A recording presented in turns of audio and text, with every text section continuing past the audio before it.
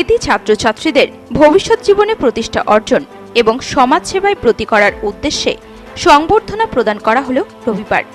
বনবাসী কল্যাণ আশ্রমের দক্ষিণ দিনাজপুর জেলা সমিতি এবং অখিল ভারতীয় রাষ্ট্রীয় শৈক্ষিক মহাসংঘ এর যৌথ উদ্যোগে মাধ্যমিক ও উচ্চ মাধ্যমিকে উত্তীর্ণ কৃতী ছাত্রছাত্রীদের সংবর্ধনা প্রদান করা হলো রবিবার। গঙ্গারামপুর ভারত সেবাশ্রম সংঘ আয়োজিত এই অনুষ্ঠান 2024 সালে মাধ্যমিক ও উচ্চ মাধ্যমিকে মোট 32 জন কৃতী ছাত্রছাত্রীর হাতে শংসাপত্র, বই, কলম সহ অন্যান্য উপহার তুলে দেওয়া হয়।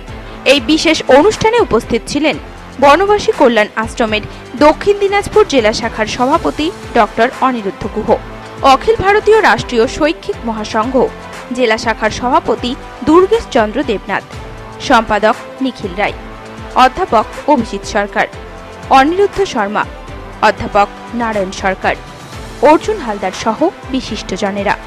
এ বিষয়ে অনুষ্ঠানের আহ্বায়ক তথা সম্পাদক উত্তম কর্মকার জানান,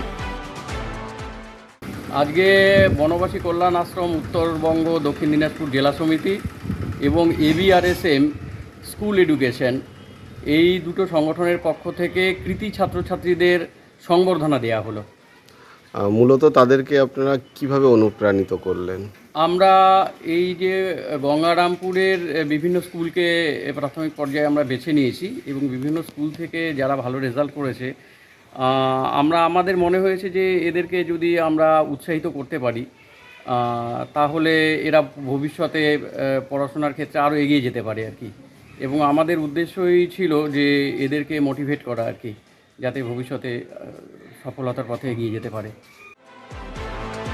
গঙ্গারামপুর থেকে বিশেষ প্রতিবেদন, নিউজ টুডে।